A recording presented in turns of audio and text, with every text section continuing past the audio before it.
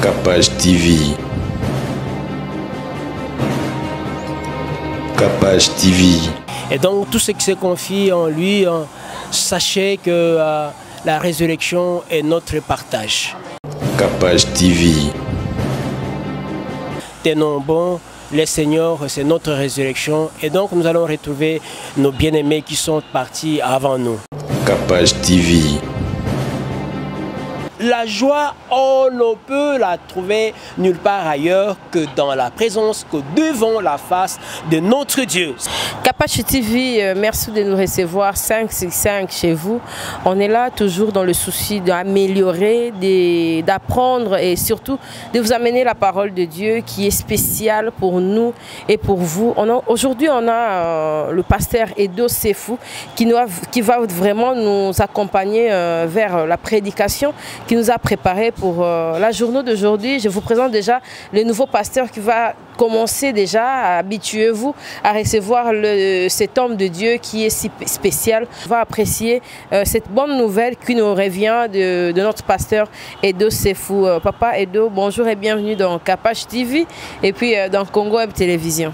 Bonjour, bonjour ma soeur Cynthia Kapachi. C'est vraiment un réel plaisir pour moi de vous recevoir pour la première fois. Je sais que le début a été toujours timide. Mes enfants de Dieu vont s'habituer avec nous chaque fois qu'ils seront avec nous. Merci beaucoup. Merci. On va recevoir quelle bonne nouvelle pour aujourd'hui? Nous avons préparé un petit thème pour amener les enfants de Dieu dans la présence de Dieu. Et nous l'avons intitulé « Recherchons la présence de Dieu ». Pourquoi rechercher la présence de Dieu? Parce que l'homme de sa création, son environnement est toujours Dieu. L'homme ne peut pas vivre en dehors de Dieu. L'homme a pour les proches parents Dieu, son créateur. Et donc, la présence de Dieu était l'Éden pour l'homme. L'Éden représentait la joie, l'allégresse. L'Éden, c'était le délice pour l'homme. Et c'était ça la présence de Dieu. Et tant que l'homme restait dans le jardin d'Éden, il était dans la présence de Dieu, car Dieu étant infiniment grand, et la Bible dit l'univers entier même ne peut pas le contenir. Mais l'homme peut facilement contenir Dieu dans sa présence. Et pour Adam et Ève, le premier homme, c'était dans le jardin d'Éden. C'est là où, n'est-ce pas, ils vivaient dans la présence de Dieu. Voilà ce que nous pouvons dire pour notre sous-thème. Papa Edo Sefou, avant de commencer la prédication, j'aimerais bien que vous puissiez donner une bonne parole à toutes ces familles qui ont perdu les êtres chers. Cette semaine a été vraiment très triste dans Capage TV. Un peu de réconfort à toutes les familles qui sont en train de pleurer, qui sont dans la tristesse. Et un mot par rapport à toutes ces familles. Ah oui, nous vous demandons tous, bien-aimés, d'avoir du courage et de compter sur le Seigneur parce que nous savons que la mort, certes, est naturelle. La mort, certes, naît toujours avec l'homme, mais il y a toujours un moyen pour contourner la mort. Si réellement nous nous confions au Seigneur Jésus parce que lui est passé par la mort et 3 jours après il est ressuscité. Et donc tout ce qui se confie en lui, sachez que la résurrection est notre partage.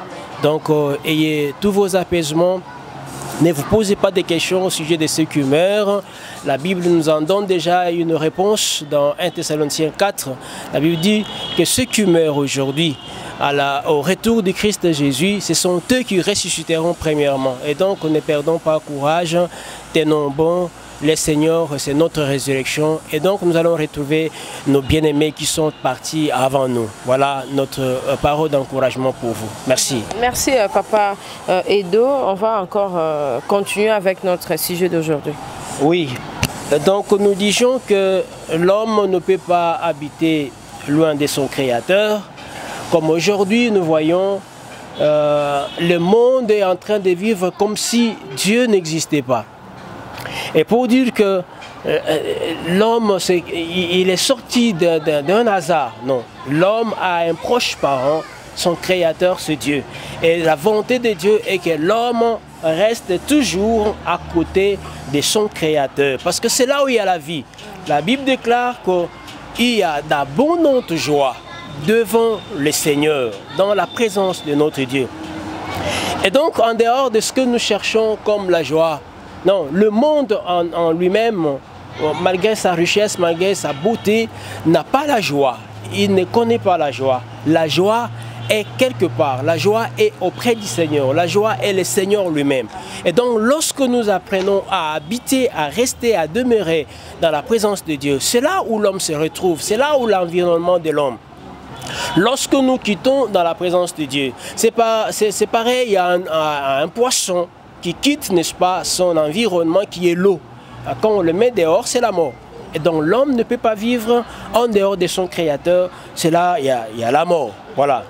Et la raison pour laquelle nous cherchons Dieu, ou nous cherchons à demeurer dans la présence de Dieu, d'abord, rechercher, le mot rechercher veut dire simplement que nous devons désirer vivement la présence de Dieu. Et donc, nous devons tâcher à obtenir cette présence de Dieu. Elle nous manque beaucoup. Elle nous manque depuis le jardin d'Éden. Mais Dieu, par sa grâce, a fait que par Jésus, son Fils, que nous rentrions encore dans sa présence, que nous demeurions à ses côtés. Si nous lisons la Bible dans le livre de Jérémie, chapitre 29, la Bible nous parle de quelque chose à propos de la présence de Dieu. Jérémie, chapitre 29, lisons le 13e et le 14e verset. Nous disons ceci, la Bible dit: vous me cherchez et vous me trouverez, si vous me cherchez de tout votre cœur. Je me laisserai trouver par vous, dit l'Éternel. Et je ramènerai vos captifs, je vous rassemblerai de toutes les nations et de tous les lieux où je vous ai chassés, dit l'Éternel. Et je vous ramènerai dans les lieux d'où je vous ai fait aller en captivité. Ici, le Seigneur s'adresse à un peuple qui s'était choisi, un peuple qui représente aujourd'hui toutes les nations, Israël. Parce qu'Israël s'était rébellé contre son Créateur, alors qu'Israël était la fiancée de notre Dieu. Israël était la vigne de notre Dieu, le jardin de notre Dieu. Voilà combien Dieu a attaché son amour, son affection avec ce peuple. Mais par ses désirs, par sa convoitise, Israël a décidé lui-même de sortir de la présence de Dieu. Alors quand il était dans la présence de Dieu, il était sécurisé. Et maintenant qu'il a décidé de quitter la présence de Dieu pour aller chercher le mieux ailleurs, Israël s'était exposé. Et la colère de Dieu s'était enflammée contre Israël et Dieu l'a chassé de sa présence. Voilà pourquoi, dans son amour, Dieu revient toujours à l'homme pour dire: si tu me cherches, si vous me cherchez de tout votre cœur, je me laisserai trouver par vous. Donc Dieu veut toujours, lui aussi, c'est vrai, il a des anges, le Seigneur a des anges qui peuvent le servir. Mais Dieu a plus besoin de l'homme, parce que l'homme a été créé à la ressemblance de Dieu. L'homme a été doté de toutes les capacités de Dieu. C'est pourquoi Dieu, chaque fois que l'homme se rebelle contre son Créateur, dans sa colère juste, mais il y a toujours son amour. Son amour vient toujours à la recherche de l'homme. Voilà, ici, il lance un appel à Israël en disant: si vous me cherchez, Dieu cherche à ce que nous le cherchions. Il est là où il veut que nous le cherchions, parce qu'il y a une récompense pour tout celui qui cherche Dieu. C'est ce que la Bible nous dit. Donc, celui qui cherche l'Éternel, l'Éternel se fera trouver par lui. Et pour chercher Dieu, il faut commencer par le connaître. Il faut le connaître. Et quand vous connaissez Dieu, vous pouvez mieux le servir. Et mieux le servir avec tout votre cœur, comme il dit ici. Il dit: si vous me cherchez, et vous me trouverez, si vous me cherchez de tout votre cœur. Donc, notre cœur doit s'appliquer à chercher le Seigneur. Le roi David dit à son jeune fils, Salomon, alors que David devait construire le temple pour notre Dieu, Mais le Seigneur lui dira non, ce n'est pas à toi de me construire ce temple parce que tu es un homme de sang. Tu as fait couler beaucoup de sang. Et donc c'est ton fils Salomon qui construira pour moi la maison dont tu as conçu de me construire. Il dit dans le chapitre 28 de 2 Chroniques, chapitre 28, verset 9. David dit à son fils Salomon, je m'excuse, prenons le 1 Chronique, voilà, au lieu de 2 Chroniques, 1 Chronique chapitre 28, verset 9. La Bible dit ceci, ça c'est David qui s'adresse à son fils. Il dit, et toi mon fils, et toi Salomon mon fils, connais le Dieu de ton père. Connais le Dieu de ton père. Il faut commencer par le connaître avant de le chercher. Il est comment, il est qui avant de le chercher. Connais le Dieu de ton père et sers-le d'un cœur dévoué et d'une âme bien disposée. Car l'Éternel sonde tous les cœurs et pénètre tous les desseins et toutes les pensées. Voilà. Il dit, si tu les cherches, il se laissera trouver par toi. Mais si tu l'abandonnes, il te rejettera pour toujours. Voilà, il commence par dire, connais le Dieu de ton père. Il y a bien des gens aujourd'hui qui cherchent à servir Dieu sans toutefois les connaître. Non, notre Dieu est saint, notre Dieu est juste, notre Dieu est miséricordieux, notre Dieu est un Dieu de grâce, mais aussi notre Dieu c'est un Dieu de colère. Ah oui. Maintenant, pour le servir, il faut commencer par le connaître. David dit, connais le Dieu de ton père. Quand tu sauras ce qu'il est, ce qu'il aime, alors tu sauras le servir. Comment alors le servir? Il dit, tu le serviras d'un cœur dévoué et d'une âme bien disposée, pas avec un cœur partagé. Parce qu'aujourd'hui, je disais, il y a des gens qui veulent bien servir Dieu, mais d'une manière désintéressée, d'un cœur partagé, parce qu'ils ne connaissent pas ce Dieu-là. Et donc, si nous voulons chercher Dieu, nous devons le chercher de tout notre cœur, de toute notre âme, de toute notre force. Et Dieu étant le Dieu qui sonde nos cœurs, qui connaît la profondeur de nos cœurs, qui connaît nos intentions, qui connaît nos motivations, il sait pourquoi cet homme me cherche, pourquoi mon frère ici, mon serviteur ici me cherche, pourquoi cette sœur ici me cherche. Il sait les motivations et il ne se laissera pas trouver par celui dont les motivations sont fausses, sont obscures. Donc Dieu se laisse voir qu'à ceux qui le cherchent de tout leur cœur. Comment peut-on chercher Dieu? Une très bonne question, une très bonne question. Tout à l'heure, je disais que notre Dieu est tellement grand, tellement monène, mayele na biso ekoki jamais constituer grandeur ya Nzambe, profondeur, connaissance na ye toko eba yango te. La Bible nous donne une réponse ici. Quelque chose que j'ai dit d'ailleurs tout à l'heure, dans 2 Chroniques chapitre 6, le verset 18, 2 Chroniques chapitre 6, verset 18, la Bible dit ceci, verset 18, oui je suis là. Mais quoi?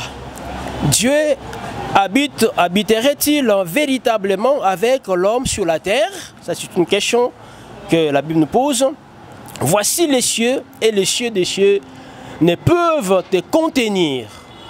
Les cieux des cieux ne peuvent contenir notre Dieu parce qu'il est tellement grand.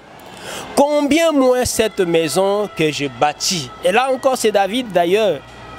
Il dit Dieu est tellement grand que même cette maison que je vais bâtir pour lui est tellement petite. Dieu peut-il habiter à côté de l'homme? Non, c'est tellement difficile. Mais oui, Dieu nous connaissant que nous ne pouvons pas habiter dans sa présence, nous qui sommes physiques comme ça, Dieu se cherchait un moyen. Le moyen c'est en Jésus son Fils. Voilà, nous lisons Jean chapitre 8, verset 31. Si nous voulons vraiment trouver Dieu, où le trouver?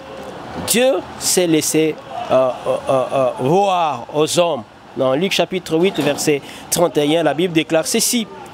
Et il dit aux Juifs, ça c'est le Seigneur Jésus qui parle, qui s'entretient avec les Juifs. Il dit aux Juifs qui avaient cru en lui, si vous demeurez dans ma parole, vous êtes vraiment mes disciples. Si vous demeurez dans ma parole, Dieu, on peut le trouver qu'à travers sa parole, dans sa parole. Dieu est dans sa parole. Dieu n'est pas ailleurs. Dieu n'est pas dans un temple beau qu'il soit, mais Dieu est dans sa parole. Dieu habite dans sa parole. Et sa parole, le chapitre 1er de Jean dit « Au commencement était la parole, et la parole était avec Dieu, et la parole était Dieu. » Donc Dieu est dans sa parole. Au verset 12, la Bible dit « Et cette parole a habité au milieu des hommes. » Le verset 12, je disais, du chapitre 1er. « Mais à tous ceux qui l'ont reçu, à ceux qui croient en son nom, elle a donné le pouvoir de devenir enfant de Dieu. » Voilà, Dieu est dans sa parole. Et quiconque accepte cette parole faite chair, parce qu'au verset 14, la Bible dit « Et la parole a été faite chair, et elle a habité parmi nous, pleine de grâce et de vérité. Et nous avons contemplé sa gloire, une gloire comme la gloire du Fils unique venu du Père. » Donc, Dieu est dans sa parole. Quiconque cherche l'Éternel, il doit aller chercher dans sa parole.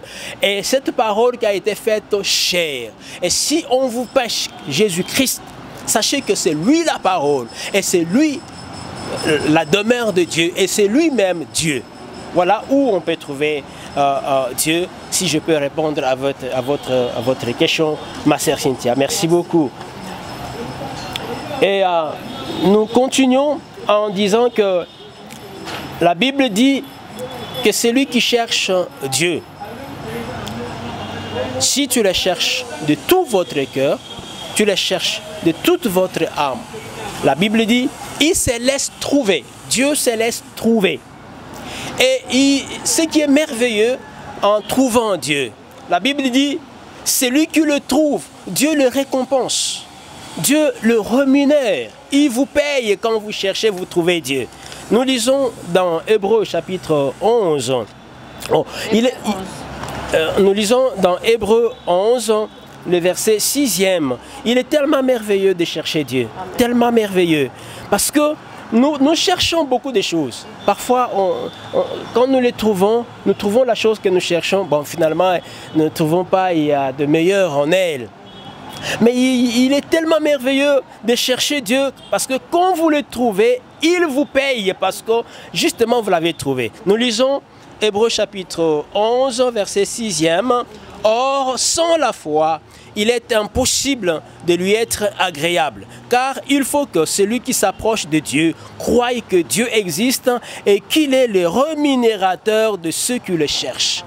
Dieu est le rémunérateur de tous ceux qui le cherchent. Dieu paye celui qui les trouve. C'est comme s'il est caché quelque part. Et quand vous vous mettez la peine de le chercher, vous cherchez pour la première fois, vous ne le trouvez pas. Vous reprenez votre recherche. C'est pourquoi nous avons dit « recherchons Dieu ». Dans la prière. Voilà, dans la prière, en écoutant sa parole, dans la méditation, dans l'assemblée, et même en offrant, nous pouvons trouver Dieu. La Bible dit, celui qui les cherche de cette manière-là, il y a de ceux qui font des retraites, et c'est un moyen aussi de chercher Dieu. Et dès que vous les cherchez à travers le froid, à travers le jeûne de prière, Dieu voit en vous un cœur vraiment dévoué, un cœur bien disposé, qui cherche réellement, qui a soif de voir, de trouver Dieu. Et Dieu vous paye, il vous paye. Il dit, il rémunère. L'homme de Dieu, comment peut-on reconnaître que la personne a été bénie, a été rémunérée par le Seigneur? Une très belle question, parce que là aussi, les gens confondent beaucoup de choses. Les gens croient que l'homme est rémunéré, l'homme est récompensé par Dieu que lorsqu'il a de voitures, de maisons, et il prospère matériellement, que réellement Dieu l'a rémunéré. Non, loin de là, ça c'est juste un aspect. C'est juste un aspect. Mais les églises congolaises ici, vous martelez plus par l'abondance du bien qui n'est nulle part. Justement ma soeur, ça c'est l'évangile qu'on a déformé à partir d'ici au pays, dans notre pays, où les gens croient que pour savoir que vous avez Dieu, vous demeurez à côté de Dieu, vous êtes en Dieu, il faut avoir tout votre entourage béni, les biens matériels et tout et tout. Quand un pasteur marche à pied, non, celui-là est encore loin de trouver Dieu, Dieu ne l'a pas encore rencontré, non. Et la richesse spirituelle, c'est ce qui intéresse plus Dieu. Oui, Dieu veut que les âmes soient sauvées. Et celui qui cherche Dieu et qui le trouve, cela se manifeste par la foi qu'il a en ce Jésus-là, la foi en Dieu. Et cette foi, c'est laisse voir même. Parce qu'une fois, les disciples Jean et Pierre partaient à l'église. Ils ont trouvé quelqu'un qui leur demandait de l'argent. Ils ont dit, nous n'avons pas ni l'or ni l'argent, mais ce que nous avons, nous te les donnons au nom de Jésus, lève-toi et marche. Et c'était spirituel. C'était un miracle. Quelque chose qui n'était pas matériel. Mais l'homme s'était mis debout et a marché. Ça prouve que cet homme avait trouvé Dieu. Et Dieu l'a renuméré, Dieu l'a récompensé. Et aujourd'hui encore, tout celui qui a la foi, tout celui qui a la foi, la première des choses, le premier des signes qui montre que je suis vraiment avec Dieu, j'ai trouvé ce Dieu-là que je cherchais, c'est la paix. Amen, pasteur Edo Sefou, c'est déjà la fin de notre tranche, de notre prédication d'aujourd'hui. En tout cas, merci pour la bonne parole qui nous a édifié vraiment. En tout cas, que l'Éternel Dieu vous bénisse. On est déjà arrivé à la fin. Désormais, nous aurons la prédication de notre pasteur, l'homme de Dieu, pasteur Edo Sefou, désormais dans Congo Web Télévision et puis dans Kapash TV avec la bonne parole. Merci, Papa Edo. Un mot gentil pour conclure cette belle émission et cette belle prédication. C'est vraiment un réel plaisir pour moi. Vous êtes aussi dans votre église. Hein? Merci beaucoup. C'est vraiment un réel plaisir pour moi, disais-je. Et je bénis le Seigneur pour ces jours. Je ne m'y attendais pas. Et voilà que la Bible déclare que chaque jour, Dieu fait une nouvelle chose pour nous. Et donc, pour moi, c'est vraiment un grand plaisir. Et j'ai béni cette chaîne qui m'accueille, qui me donne cette occasion de pouvoir parler de notre Seigneur Jésus. Nous n'en avons pas tout le temps. Et parfois, pour avoir à passer des émissions comme ça, il faut payer de l'argent et tout. Mais Dieu nous fait grâce en ces jours sans payer aucun rond. Mais on nous donne cet espace pour parler de Jésus. C'est vraiment ma grande joie. Voilà pourquoi j'ai béni cette chaîne encore une fois. J'ai béni notre sœur Cynthia Kapashi qui me reçoit dans cette émission et qui accepte surtout de continuer à parler de Jésus dans cette émission. Et ma prière, ma grande prière d'ailleurs, est que le Seigneur te voie, ma sœur, et que te bénisse. Parce que c'est une façon pour toi aussi d'évangéliser avec le moyen que Dieu t'a donné, a mis à ta disposition. Et pour parler de là où nous sommes pasteurs, nous sommes dans la communauté appelée communauté charismatique évangélique Les Sarments. Nous sommes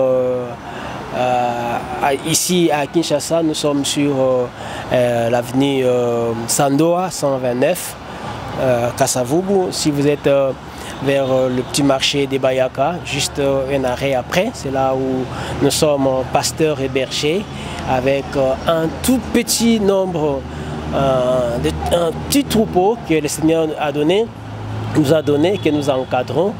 Et si le Seigneur vous touche et que vous le partagez avec nous, la parole de Dieu, venez sur Sandoa 129 dans la commune de Kasavubu, c'est là où nous sommes. Et, nous ne manquerons pas de vous accueillir et partager cette parole ensemble. Voilà. Mais retenez que sur la promesse que notre sœur nous a donnée, Cynthia Kapashi, nous serons avec vous tant que le Seigneur nous voudra sur la terre des hommes. Voilà. Que le Seigneur vous bénisse et tout prochainement en Jésus. Merci. Prochainement, on aura quelques questions pour notre invité. Et comprenez, pour aujourd'hui, c'est, comme on dit, c'était spécial, introduction du pasteur Edo Sefou. Mais prochainement, on aura des questions. Pasteur, comment vous avez retrouvé Dieu? Vous avez passé par quel chemin? Il y aura vraiment plusieurs questions qui vont défiler au courant d'autres émissions qui vont poursuivre. Merci, Papa Edo Sefou, de nous avoir rejoints dans Kapash TV. C'est un réel plaisir pour nous et pour tout le peuple de Dieu. C'est à moi de vous remercier. J'en suis très sincèrement ravi, ému, et que le Seigneur vous comble, vous bénisse au nom du Seigneur Jésus. Merci. Merci. Amen. Abonnez-vous, partagez, aimez nos émissions. Qui est à la maison, qui ne cesse de nous soutenir dans nos prières. Nous avons nos deux jeunes filles que Dieu nous a données, Jovial Sefou et Perle Sefou, qui sont là, que nous bénissons au nom du Seigneur Jésus. Nous bénissons à tous les amis de Sarmo, soyez bénis. Et là, je pense à notre représentant légal, notre papa, le révérend pasteur Funda, actuellement à Mwanda là-bas pour le service, Seigneur. Nous le bénissons et bénissons tous nos bien-aimés. Et donc, ciao, ciao en Christ Jésus. Amen. Bye bye. Kapash TV.